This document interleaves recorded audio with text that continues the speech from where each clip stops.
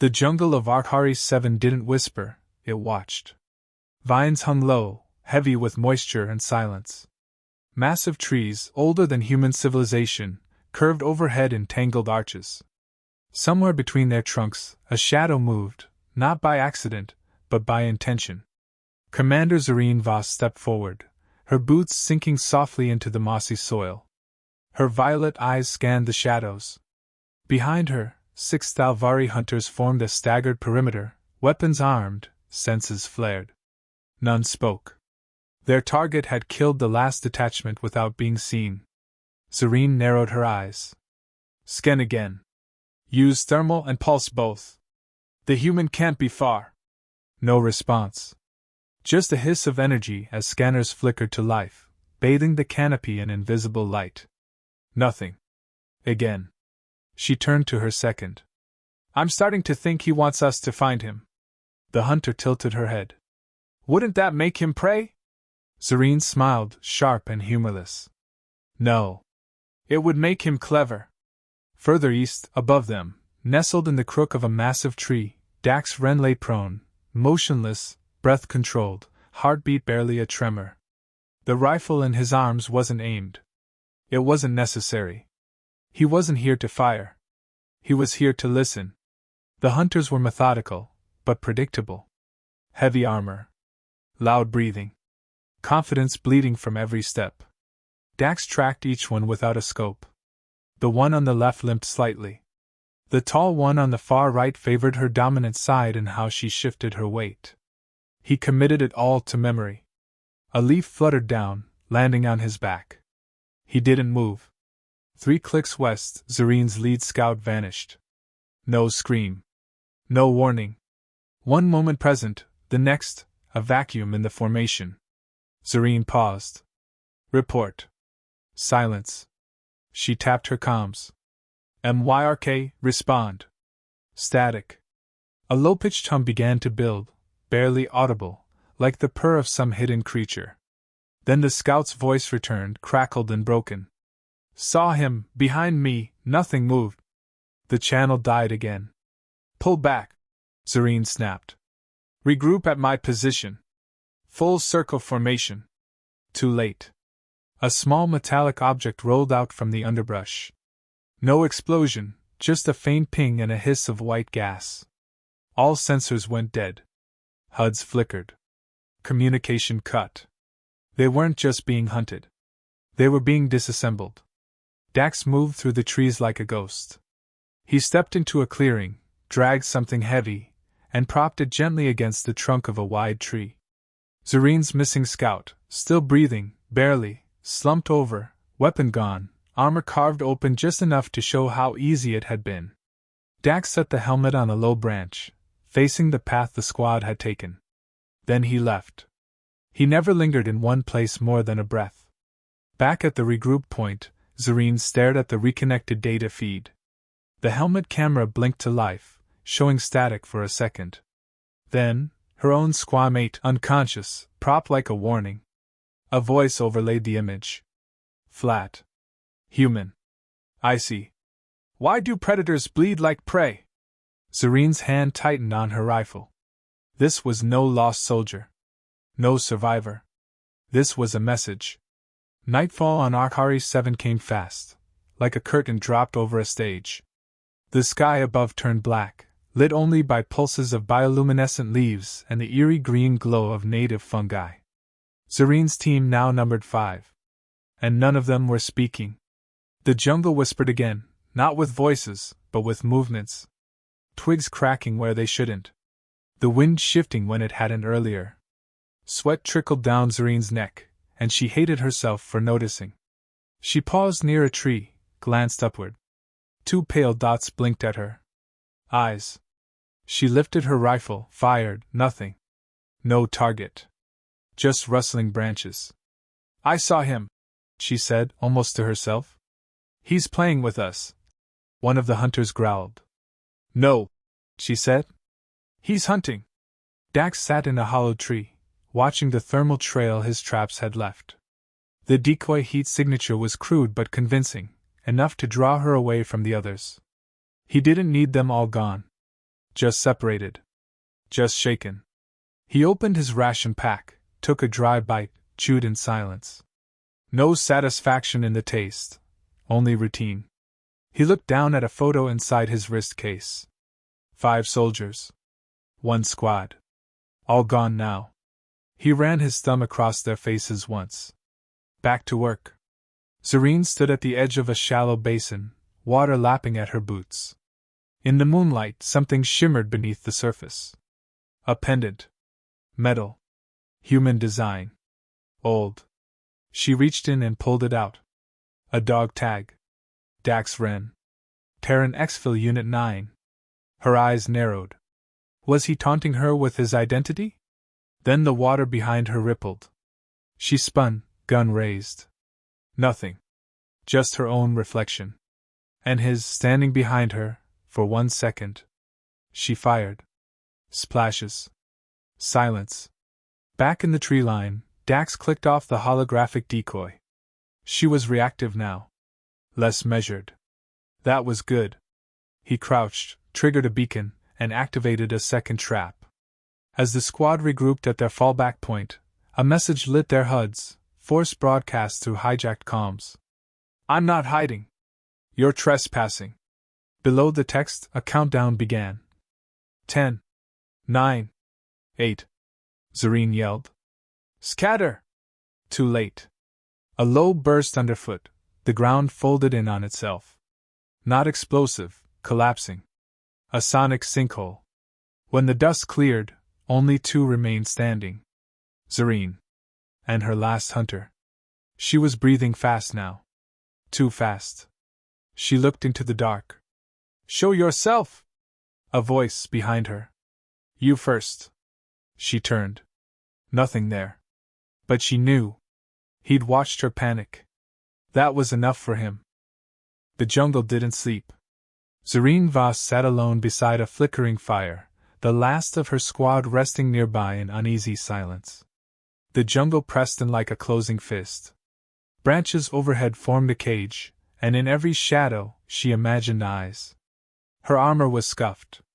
Her dignity worse. I need a skin radius. She barked without looking. The remaining hunter, Jex, flinched. Scanners still scrambled. Human tech interference is saturating the spectrum. Zareen exhaled sharply through her nose. Not fear, frustration. He's one man, she said, not for Jex, but for herself. Jex shifted his weight, hesitant. Not just a man, Commander. Not anymore. She turned to him slowly. Explain. He hesitated again, then reached into his belt pouch and retrieved a cracked data tab. It hummed to life, displaying an old, degraded file. Pulled this from an old Dominion archive last night, classified Terran footage. Black Ops profile. Zareen leaned closer. On the screen, a much younger Dax Wren stepped through a demolished enemy compound. Bodies lined the halls. Cameras shook with each footstep, though he moved without haste. Calm. Precise. Unbothered by chaos. Designation Dax Wren. Pathfinder class. Exfiltration unit. Recruited post-Earth collapse. Note: subject shows high psychological containment under extended stress. Adapts instinctively to asymmetric threats. Tactical efficiency rated above Dominion norms. Do not engage alone. Zareen clenched her jaw. This was never a hunt, she said. No, Jex murmured. It was a test. High above, Dax moved. His camo cloak blended with the vines. He listened, not to voices, but to patterns, heartbeat rhythms, breath pacing, footstep tremors. Their fear had a sound, and he tuned into it. He dropped down from the canopy like a shadow severed from the sky. Back at the fire, the flames died suddenly, snuffed by a burst of wind that didn't belong. Zareen rose. Lights! Jex raised his rifle. The air around them turned still. Then laughter. Not loud. Not mocking. Flat.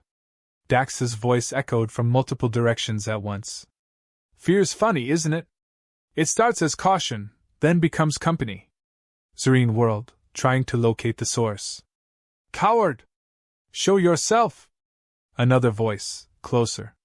You killed my team. One by one. So now I show you what that feels like. Jex opened fire blindly into the trees. That was his last mistake. The shot that answered was quiet. Just a whisper. Jex fell forward, his visor shattered. One shot. One kill. No fanfare. Zarine's breath hitched. She was alone now. The night thickened. Rain began to fall, not a storm, just a quiet, steady patter that masked movement. Zarine moved uphill toward an abandoned mining ridge, clutching her sidearm tighter than regulation allowed. Every step she felt eyes. A motion ping triggered to her right. She spun, nothing. To her left, another ping. Still nothing. Then her HUD froze. Rebooted. Returned with a message written in Terran script. You still think this is your world? She cursed and ripped off her helmet. Her own breath fogged in the cool air. Every part of her screamed to run, but she didn't. Not yet. She found a rock outcropping and climbed, scanning the forests below. Her muscles ached. Her pride burned. A whisper behind her. Tired yet? She spun again, rifle raised. But the voice hadn't come from behind. It came from inside her comms. Hours passed. Dawn was beginning to break, if only slightly. The canopy still held most of the light hostage. Zarine reached a clearing. In the center, the remains of a human camp. Old. Abandoned. But intentional. A single photograph rested on a stone. 5 humans, dirty, tired, smiling. Dax among them. She stepped closer. Beneath the photo, scratched into the rock. You don't understand fear until you watch everyone you love die, and then walk away. Something shifted behind her. Not sound. Presence. She turned slowly this time. He stood in the shadows. No helmet. Scarred face. Rifle held down. He didn't attack. Neither did she. For a moment, they simply stood. Then Zarine asked the question her pride had delayed for too long. Why don't you run? His eyes were tired but sharp. He spoke softly, like stating a fact. Because I'm the one who hunts. She raised her weapon anyway, driven by instinct, not choice. He didn't flinch. He simply moved, not fast, not flashy, but with a certainty that stole reaction from her muscles. Her arm twisted, disarmed before she felt the pressure. He stepped in close. Too close. Still think this is sport? He asked. She tried to punch him. He caught her wrist mid-swing, and his other hand jabbed her sternum, just hard enough to drop her. Not kill. Not maim. Just end the moment. She gasped and dropped to a knee. He leaned in close. Next time, he whispered, send more than hunters. Send witnesses. And then, he vanished into the trees again. Zarine sat there for what felt like hours. Not from pain, but understanding. She finally knew what she'd been chasing wasn't prey, it was proof. Proof that the galaxy had not yet seen its worst nightmare. She had. And it walked on 2 legs. The sun fought its way through the canopy above, dimming the jungle's edge with pale amber light. The rain had stopped, but everything still dripped, slow, rhythmic, like the tick of a clock counting down to something Zarine couldn't name. She limped along a slope cut by roots, every step sharp with pain from her cracked rib. Her rifle was gone. The backup pistol felt too light in her hand. She hadn't slept. She hadn't eaten. But the silence was louder than both. Zarine knew he was still near. Watching. Not ready to kill. Not yet. That was the part she didn't understand. He could have ended it last night. Could have finished her without a whisper. But he hadn't. Now she had to know why.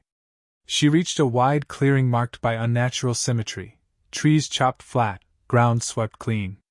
The center held only one thing, a circle of smooth stone, a deliberate arena. And in the middle of it, crouched by a fire he didn't need, sat the man she'd come to fear. Dax Ren. He didn't stand when she entered.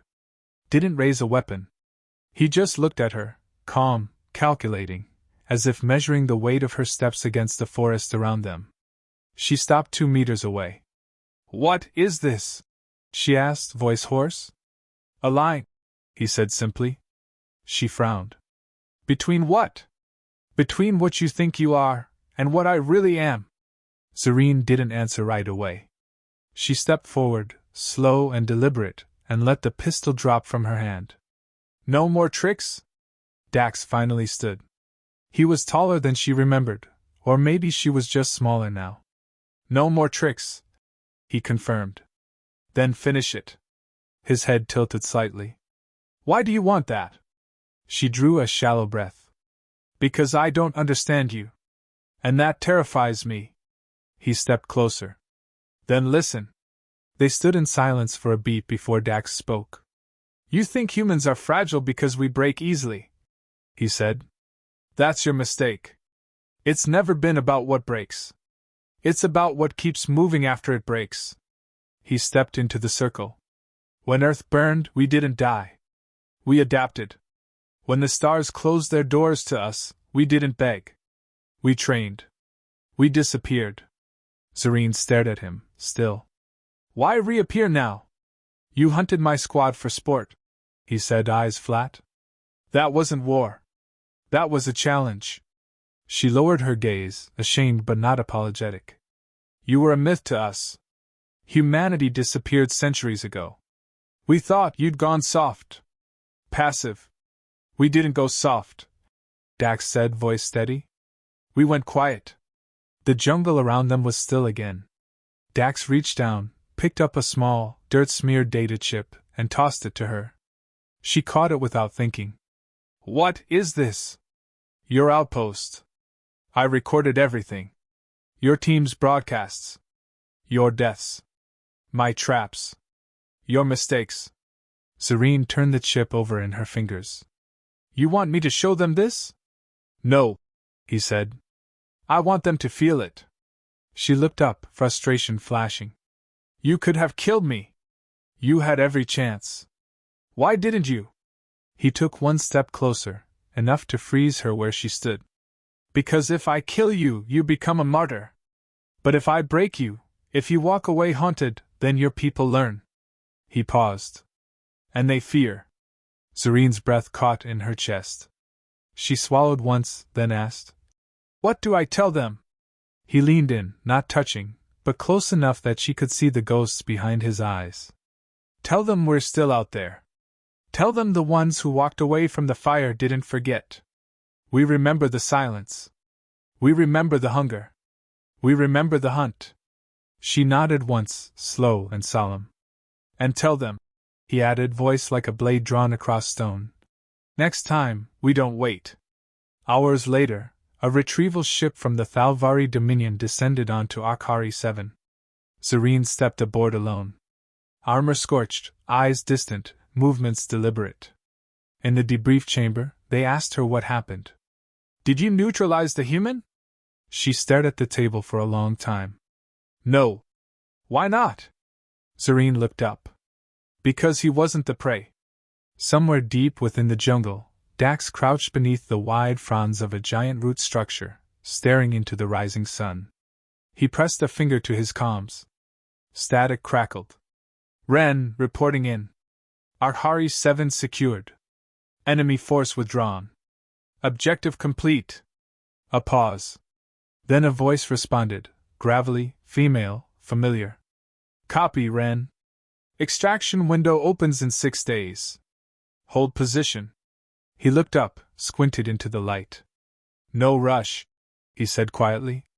"I'm home."